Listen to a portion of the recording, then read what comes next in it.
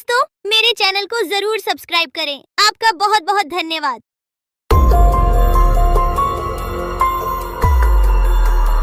बहुत साल पहले की बात है।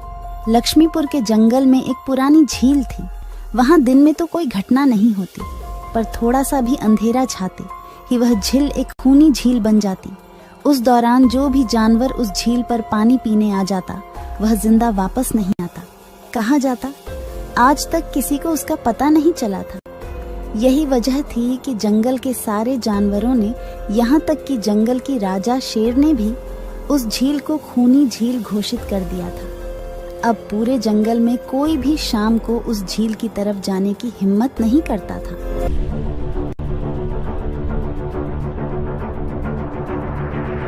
एक दिन उस जंगल में एक बंदर आ जाता है। उसकी और खरगोश की मुलाकात होती है। अरे बंदर भाई, कौन हो तुम? पहले तो तुम्हें इस जंगल में कभी नहीं देखा। खरगोश भाई, आज तक मैं शहर में इंसानों के बीच चिड़ियाघर में था। किसी तरह आजाद होकर आया हूँ। क्या इस जंगल में मेरे रहने के लिए कोई जगह है? हाँ बंदर भाई, ये हम जैसे जानवरों का घर है, इंसानों का चिड़ियाघर नहीं। आओ, मैं तुम्हें पूरी जंगल की सैर करवाता हूँ, सारी जगह के बारे में बताता हूँ। जो जगह पसंद आए वहीं टिक जाना। और खरगोश बंदर को पूरा जंगल घुमाता है। हाथी, जिराफ जैसे कई जानवरों के रहने की जगह ही नहीं, वहाँ के राजा शेर की भी गुफा दिखाता है, पर उस खूनी झील के बारे में ना बताता है और ना उसे वह दिखाने ले जाता है। बंदर वहीं बरगद के एक बड़े से पेड़ को अपने रहने के लिए पसंद कर लेता है। वहां रहते हुए अभी उसे 2 दिन ही गुजरते हैं कि तीसरे दिन शाम को घूमता हुआ वह उसी खूनी झील के पास पहुंच जाता है। अरे वाह, कितने सुंदर झील है। जी तो करता है ठंडे ठंडे पानी में कूद कर नहा लूं, लेकिन सर्दी होने का डर है।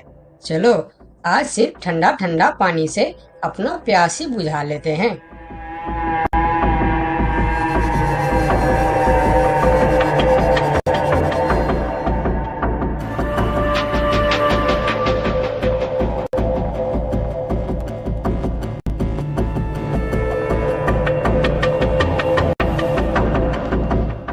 अरे बंदर भाई, तुम इतने डरे हुए क्यों हो? कहाँ से आ रहे हो? झील में पानी पीने गया था और जिंदा वापस आ गए। क्या मतलब? तुम्हें पता नहीं? वह इस जंगल की खूनी झील है। शाम होने पर कोई भी वहां जाता है तो जिंदा वापस नहीं आता। उसकी लाश का भी पता नहीं चलता कि वह कहाँ गायब हो जाती है। इसीलिए शाम होते ही कोई भी उस खूनी झील की तरफ नहीं जाता।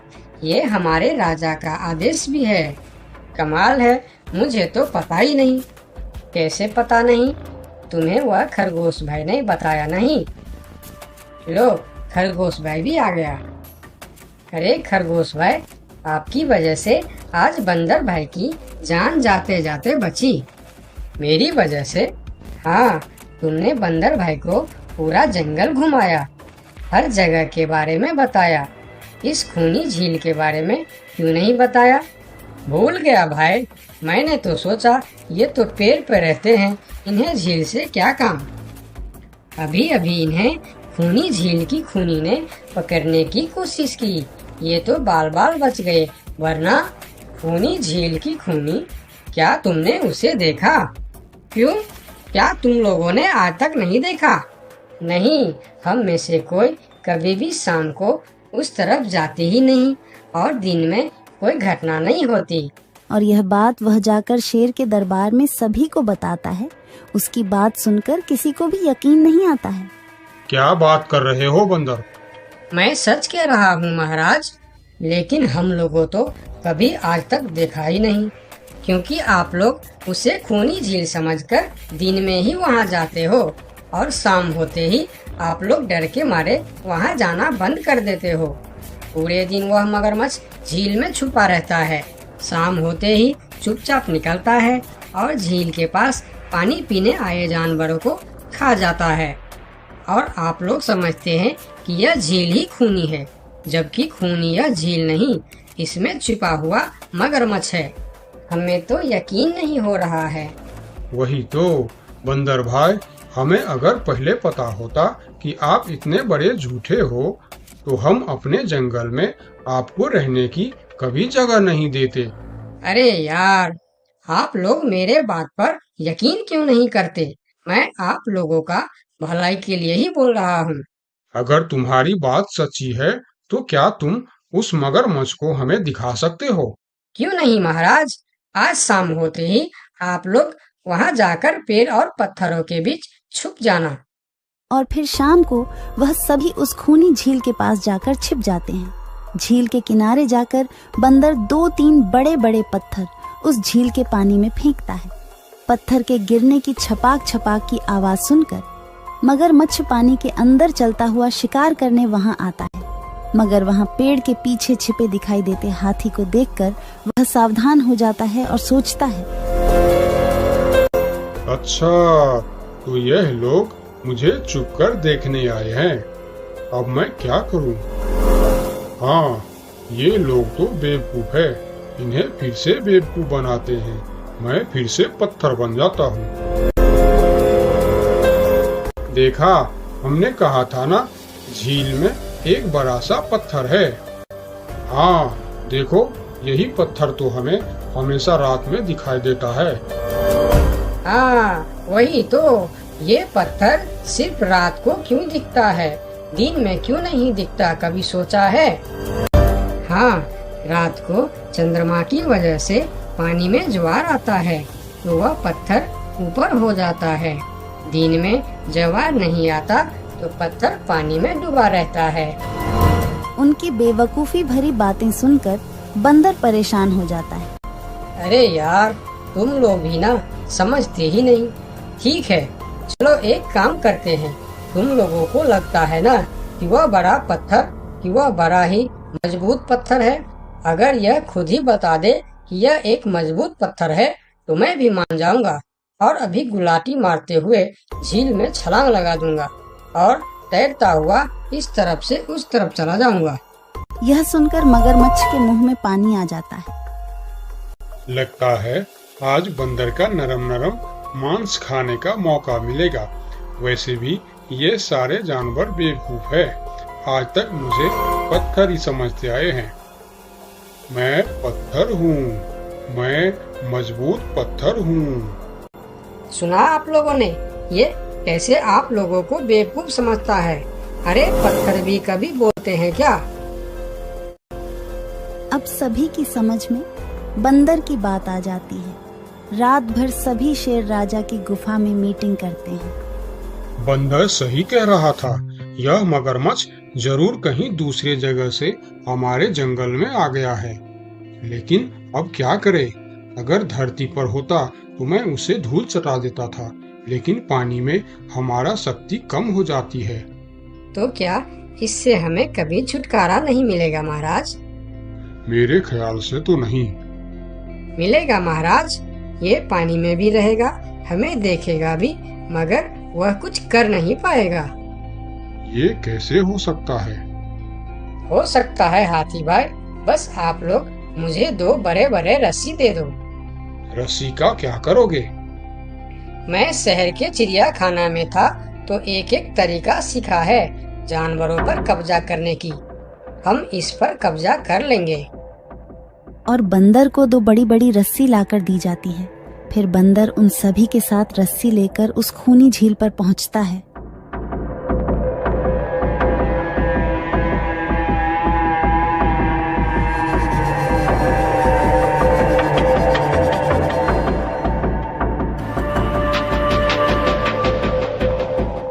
कल तक तो यह बंदर मुझे देखकर भागता था और आज पानी पीने आया है।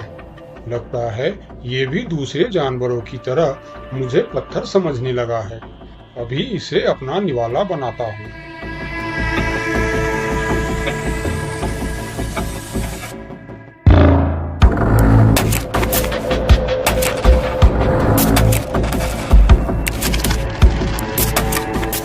अरे ये तो भाग भी नहीं पा रहा है। अब यह जितना ज्यादा फरफराएगा उतना यह फंदा कसता जाएगा और चुपचाप रहेगा तो फंदा ढीला रहेगा। जैसे यह फिर हिलेगा फिर फंदा कसता जाएगा। अब ना यह इससे छूट सकता है और ना पानी में जा सकता है। अरे वाह, फिर तो यह हमारा कुछ भी नहीं बिगाड़ सकता। अब हम सारे जानवर इस झील में कभी भी पानी पी सकते हैं, कभी भी नहा सकते हैं। अब यह हमारा कुछ भी नहीं बिगाड़ पाएगा। अरे वाह बंदर भाई, मान गए।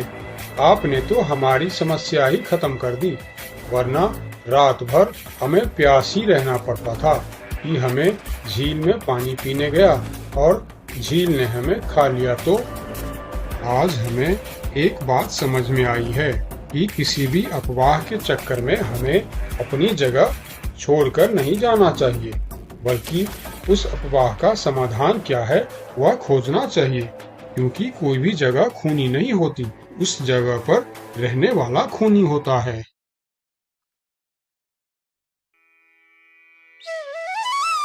बहुत साल पहले की बात है। लक्ष्मी नगर में एक बहुत बड़ा जंगल हुआ करता था।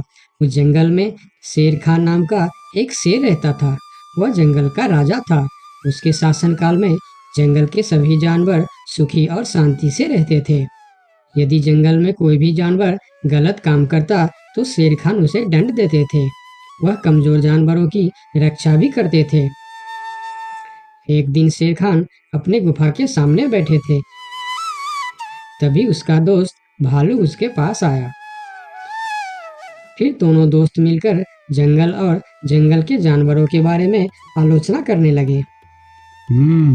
मैं इस जंगल का सबसे शक्तिशाली जानवर हूँ। मेरे सामने जंगल का कोई भी जानवर टिक नहीं सकता। क्या कहते हो भालू भाई? ये तो तुमने बिल्कुल ठीक कहा, लेकिन हाथी के सामने तुम बिल्कुल चूहे जैसे दिखते हो। क्या ठीक कहा ना मैंने शेर खान? भालू की बात सुनकर शेर खान बहुत क्रोधित हो गए। भालू, तुम्हारी हिम्मत कैसे हुई मेरे बारे में इस तरह की बातें करने की? तुम्हें पता है तुम किसके सामने बात कर रहे हो? मैं इस जंगल का राजा हूँ। तुम मेरे दोस्त हो, इसीलिए तुम्हारे साथ मैं थोड़ा मजाक कर रहा था। तुम मेरे बात का बुरा मत मानना शेर खान। शेर खान नहीं, महाराज कहो महाराज। मैं इस जंगल का राजा हूँ, इसीलिए बाकी जानवरों की तरह तुम भी मुझे आज से महाराज कह के ही बुलाओगे। लेकिन शेर खान, हम दोनों दोस्त हैं, फिर भी तुम ऐसे क्यों बातें कर रहे हो? दोस्त है नहीं, दोस्त थे। आज से हमारी दोस्ती खत्म। आज के बाद मैं तुमसे कभी बात नहीं करूँगा। दोस्त कहकर मेरे सामने कभी मत आना। चले जाओ यहाँ से। अपने दोस्त का इस व्यवहार से भालू बहुत दुखी हुआ और वह वहाँ से चला गया। उसी जंगल में गोलू नाम का एक बंदर भी रहता था। वह दूसरों की चीज चुरा कर भाग जाता था। एक दिन गोलू की चोरी करते समय शेर खान के एक सिपाही के द्वारा पकड़ा जाता है और उसे शेर खान के सामने विचार के लिए लाया जाता है। गोलू को देखकर शेर खान कहते हैं, गोलू, तुम्हारी चोरी की किस्से जंगल के दूर दूर तक मशहूर है। तुम जानवरों के घर में ही नहीं बल्कि मेरे दरबार में भी बहुत चीज चोरी की है। इसीलिए मैं तुम्हें पहाड़ से गिराकर मारने की सजा घोषित करता हूँ। आज से ठीक 2 महीना बाद तुम्हें पहाड़ से गिराकर मार दिया जाएगा। अपनी मौत की सजा सुनकर गोलू बहुत रोने लगा और बोला, महाराज, मैं अब कभी चोरी नहीं करूँगा। मुझे माफ कर दीजिए महाराज। मेरे घर में छोटे छोटे बच्चे हैं, मुझे छोड़ दीजिए महाराज। लेकिन शेर खान ने उसकी फरियाद नहीं सुना। तब एक सैनिक उसे ले जाकर जेल में बंद कर देता है। उधर गोलू का दोस्त भोलू को जब इस बात का पता चलता है तब वह गोलू से मिलने के लिए कैद खाने में पहुंच जाता है और उससे कहता है, देखा गोलू, तुम पकड़े गए ना।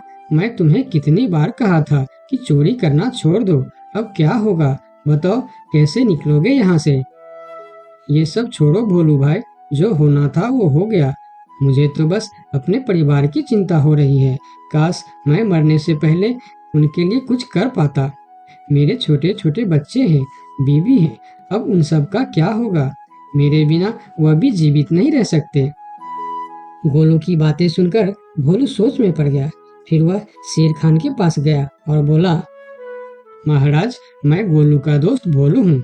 मैं आपसे कुछ कहने आया हूँ। तो तुम गोलू का दोस्त भोलू हो। ठीक है, बताओ क्या कहना चाहते हो तुम।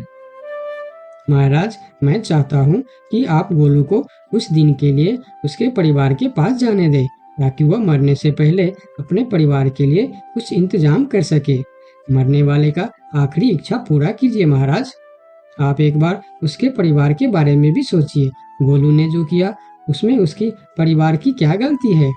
अगर आप उसे कुछ दिन के लिए अपने परिवार के पास रहने दोगे तो शायद उसका परिवार बच जाएगा। मैं इस बारे में तुम्हारी कोई मदद नहीं कर सकता। अगर अपने परिवार से मिलने के बहाने गोलू भाग गया तो मैं किसको सजा दूंगा? शेर खान की बात सुनकर भोलू थोड़ा सोच में पड़ गया। फिर बोला, तो ठीक है महाराज, आप गोलू को छोड़ दीजिए। जब तक गोलू वापस नहीं आ जाता मैं उसकी जगह कैद खाने में रहूंगा। और अगर वह कभी वापस नहीं आया तो क्या तुम उसके हिस्से की मौत की सजा भी लोगे? थोड़ा सोचकर बताओ। हाँ महाराज, मैं इसके लिए भी तैयार हूँ। भोलू की बात मानकर शेर खान ने गोलू को कैद से निकालकर भोलू को कैद खाने में डलवा दिया। तब बाहर निकलकर गोलू ने भोलू को बोला, दोस्त, तुम चिंता मत करना, मैं समय से पहले ही वापस आ जाऊंगा।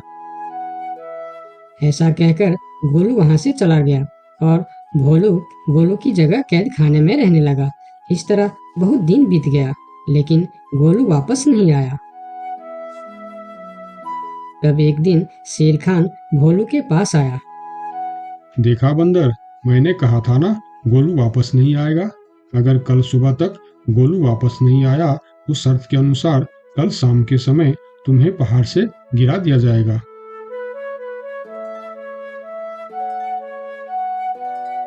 अगले दिन भी जब गोलू वापस नहीं आया तब शेर खान और उनके सैनिक भोलू को लेकर पहाड़ के किनारे पर गए।